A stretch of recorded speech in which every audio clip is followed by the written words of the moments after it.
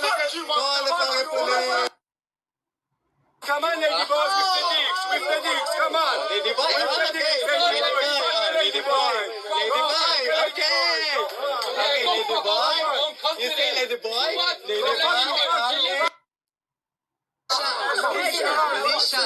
Come on, let's go on then. Let's go on then. Kumabato sa kain lang kami sa Chinese. Call the fucking police. Call the fucking police. Call the fucking police. Hey Shargao, please let me share an incident that happened last night. We have never been disrespected and assaulted like this in the years we've been living here. After a night out, my friends and I went to eat at Shatsi before heading home when a man came in and looked at our group, probably wanting to say hello. Being friendly, he said hi, and I asked where he was from. He said he is from Israel. So one of our friends said, "Great, we have friends from Israel." The man then said, "Yes, this is the most powerful country in the world." As banter, we said, "No." He then proceeded to say, "Yes, that is why we kill all Palestine." He said this while standing up facing the whole group and in a very proud way. This got everyone's attention and made the whole place disagree with him. His arrogance led our friends to shout "Free Palestine."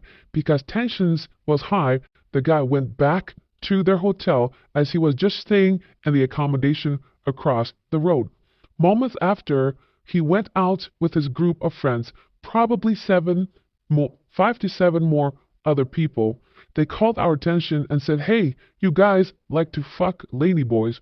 This obviously triggered everyone, especially us trans girls, as we felt personally attacked and insulted. We approached them, but it turned violent real quick. They started throwing stones at us. This hit one local girl in the ear. Our guy friends were really provoked by this attack, so loud discussion happened. This went out for a few minutes until the roving patrol saw us. I have included videos of what transpired during that night, as my words are probably not enough to paint this disgusting image. Why are we posting this? We would like to raise awareness of the terror some of these people are bringing to this peaceful island. Their arrogance, entitlement, and aggression is something we have never seen here for years. Being proud of your country is one thing. Attacking the trans community and resorting to violence is unacceptable. Many young people, not just trans, found their home on this island. Their escape from a home that probably does not want them here, a way of escaping from their own terrors, from their homes. They found refuge here, just like me. And if we continue to tolerate behaviors and attack like this, Shargao may not be as appealing to peaceful, loving souls as it is now. This was shared on a Facebook group. This has nothing to do with religion or nationality or ideology. However, Israeli young men especially have a bad reputation across Southeast Asia. However, many neighboring countries have kicked them out, deported them, and many of them have this big sense of entitlement. This has nothing to do with what's going on with their countries right now. The point is, a group of foreigners came on this island and started to attack locals. I am curious, if the numbers rise, how will the local people tolerate this? How will they handle it, as Israelis are a well-known entitled group of people? They go from country to country and act the same way they do back home because in their society they are told they are the chosen one by God. So this builds this different mentality that we don't typically see in Western countries, maybe only in extreme religious countries, whether Islam or Jew, whatever it may be. Because the Filipino people are passive. They usually do not like to instigate things. Therefore, I'm curious to see what happens when large groups of men like this start taking over the islands. This was very strange reading in the Philippines, as these types of people typically go to better places like Thailand or Bali, Indonesia. Green228 says, I saw on TikTok that some tourists of the nationality are also problematic in Bali.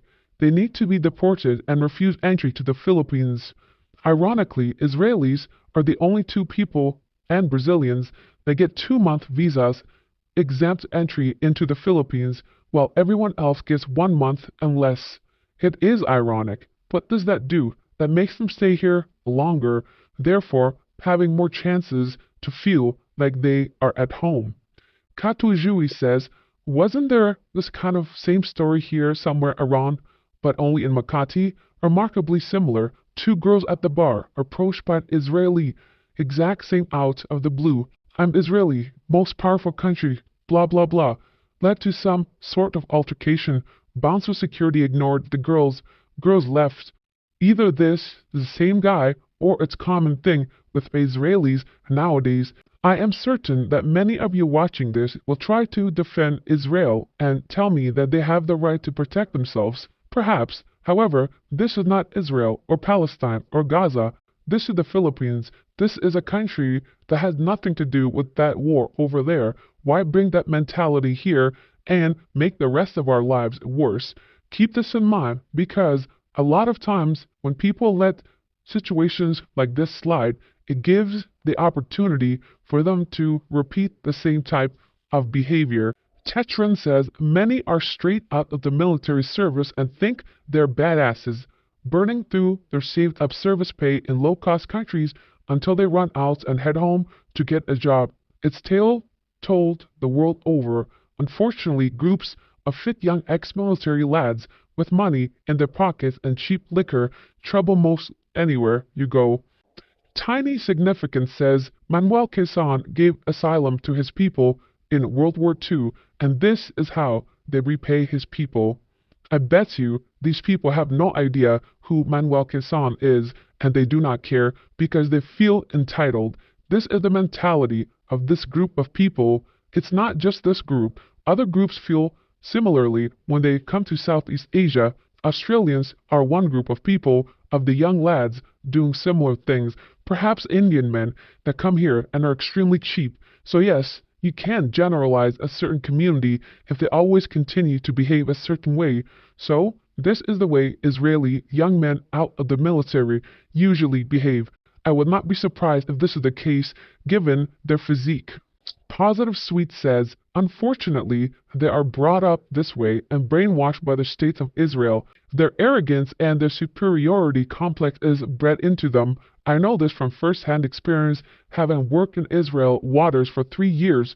During the current conflict, the in-country manager was always preaching on about being on the right side of history, not a nice attitude at all. Jacinda says, in all of my travels, 15 years, I've only ever met one Israeli that I liked. Even he was a prick, but was a friend of people was traveling with, so he grew on me over time, though still an asshole. Used to brag about shooting a Palestinian that threw a rock at him on the West Bank in the crotch against the orders of his officer as an IDF sniper. This is today's catfish. How do you go from this to this?